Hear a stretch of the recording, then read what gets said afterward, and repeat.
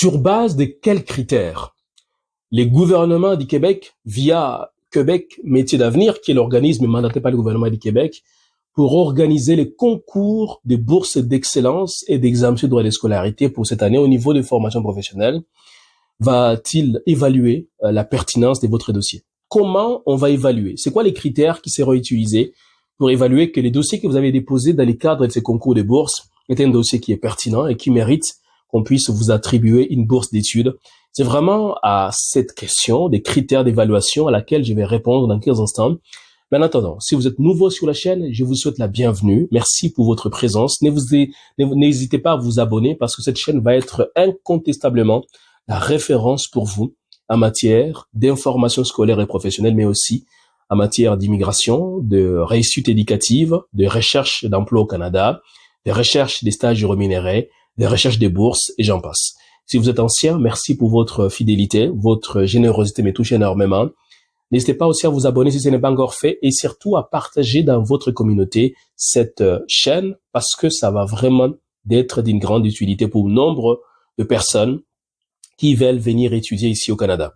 Alors, si vous me découvrez pour la première fois, mon nom est Emmanuel Cambi, je suis conseiller d'orientation scolaire et professionnelle, membre de l'Ordre des conseillers et conseillères d'orientation du Québec. Ça fait plusieurs années que j'ai le plaisir et le privilège d'accompagner de personnes comme vous qui désirent vraiment se faire accompagner pour choisir un bon programme d'études, un bon établissement d'enseignement, trouver des bourses d'études, sélectionner des programmes avec des stages rémunérés, faire des démarches d'immigration sans stress grâce notamment à notre consultant réglementaire d'immigration, être accueilli à l'aéroport, trouver l'appartement à l'avance, se faire accompagner durant la première session pour réussir tous les cours et surtout trouver un emploi étudiant à la fin de votre scolarité de la première année ou de la première session. C'est vraiment notre créneau d'expertise et de spécialisation. Donc, n'hésitez pas à nous contacter sur www.etudie.ca, retrouver dans la barre de description toutes les informations sur la manière dont vous pouvez prendre d'ailleurs un rendez-vous de 15 minutes gratuitement avec moi afin de vous accompagner à passer des rêves à la réalité.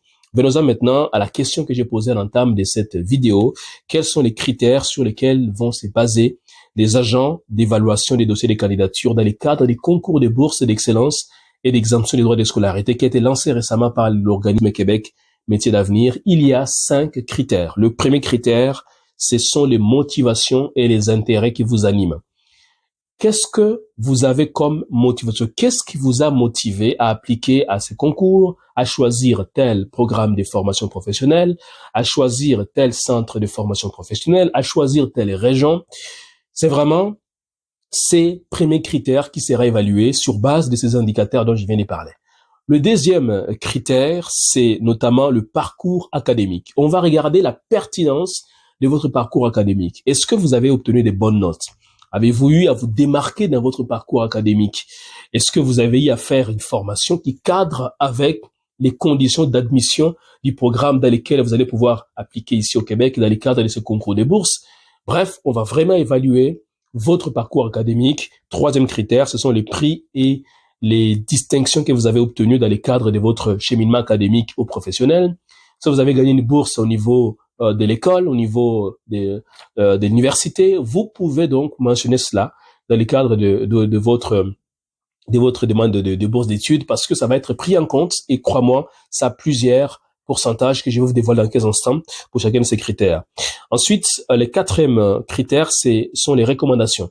Parce que, évidemment, on veut voir s'il y a des gens qui vous connaissent, qui ont apprécié ce que vous avez fait, qui pensent que vous représentez une valeur ajoutée dans les cadres de ces concours des bourses. Et donc, ces personnes doivent vous recommander.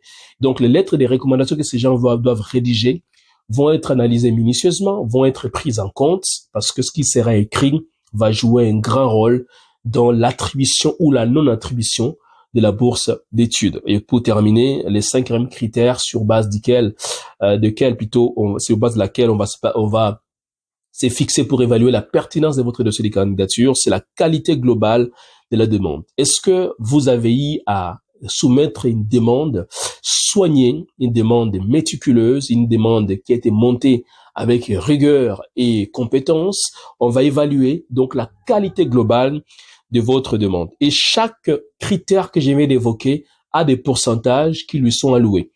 Par exemple, les motivations et les intérêts qui sont donc le premier critère, c'est 30% de la note globale. Vous avez ensuite les parcours académiques qui vaut 30%, les prix et les distinctions 5%, les lettres de recommandation 15% et la qualité globale de la demande 20%. Donc, vous comprenez donc que vraiment monter un dossier qui a une grande qualité, c'est vraiment absolument pertinent pour vous. Et c'est justement là que nous intervenons. Nous sommes actuellement en train de chercher 10 personnes qu'on va coacher vraiment dans le but de pouvoir leur permettre de monter un dossier en bonne et due forme et de les déposer dans les temps au niveau de la demande de bourse d'études. Et comme il y a plusieurs personnes qui nous contactent, eh bien, il nous faut sélectionner seulement les gens qui ont vraiment un profil adapté à nos critères à nous, c'est-à-dire des gens sérieux, des gens qui sont compétents, des gens qui sont motivés à pouvoir venir étudier ici au Québec parce que cela représente indéniablement une vraie opportunité pour vous. Alors, si vous êtes intéressé à ce qu'on puisse vous coacher, prenez rendez-vous gratuitement les 15 minutes dans la barre de description, vraiment. Et pendant 15 minutes, on va échanger sur votre projet. On va vous dire exactement comment on peut faire pour pouvoir vous accompagner plus précisément. Alors, dites-moi dans les commentaires quel élément vous a plu. Ça nous fera plaisir de vous lire. On se dit à très bientôt.